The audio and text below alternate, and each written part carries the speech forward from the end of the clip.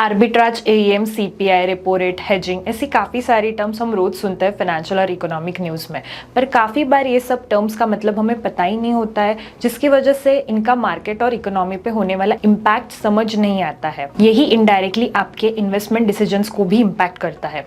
हर episode में एक term का मीनिंग हम समझाएंगे एंड एक रियल लाइफ एग्जाम्पल के साथ उसका यूज केस भी यहाँ पे कवर होगा। So welcome to episode 1 of A to Z of finance and investing series, जो है AUM versus AAM in case of mutual funds. AUM का मतलब असेट अंडर मैनेजमेंट होता है। ये एक म्यूचुअल फंड के पास जो भी स्टॉक्स, बॉन्ड्स या कैश है उसकी पर्टिकुलर डेट की टोटल मार्केट वैल्यू होता है। अगर एक म्यूचुअल फंड का AUM आज 500 करोड़ है तो उस फंड का मैनेजर आज की मार्केट वैल्यू के हिसाब से 500 करोड़ रुपीस मैनेज कर रहा है। अब AAM यानी कि एवरेज असेट अंडर मैनेजमेंट, ये एक मंथली एवरेज होता है जिसमें फंड का AUM हर दिन ट्रैक करके उसका एवरेज निकालते हैं ऑन दैट पर्टिकुलर डेट। मान लीजिए आज मार्केट डाउन है और एक पर्टिकुलर म्यूचुअल फंड का AUM 500 करोड़ से कम हो गया, तो यहाँ पे AUM का नंबर आज के दिन में कम होता हुआ दिखेगा, लेकिन उसी दिन के AUM यानी कि एवरेज AUM स्टेबल रहेगा क्योंकि वो पूरे महीने का एवरेज है।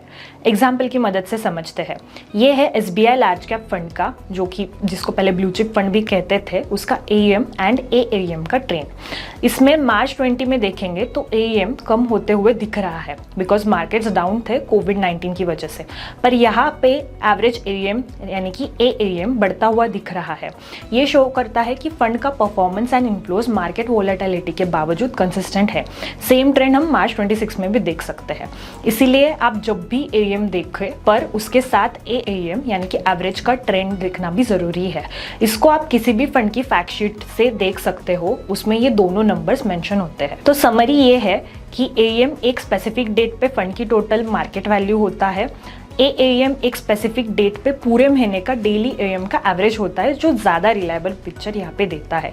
तो जब भी आप दो फंड्स कंपेयर करो तो एवरेज AUM का ट्रेंड देखना यहाँ पे बहुत इंपॉर्टेंट है। तो ये था आज का A to Z सीरीज़ का फर्स्ट एपिसोड। मैं आशा करती हूँ कि आपको ये सीरीज़ अच्छी लगेगी। अगर अच्छी लग रही है तो प्लीज़ लाइक करना, शेयर करना and let me know in the comments कि आपको ऐसी कौन सी टर्म जाननी है in coming episodes. Thank you so much.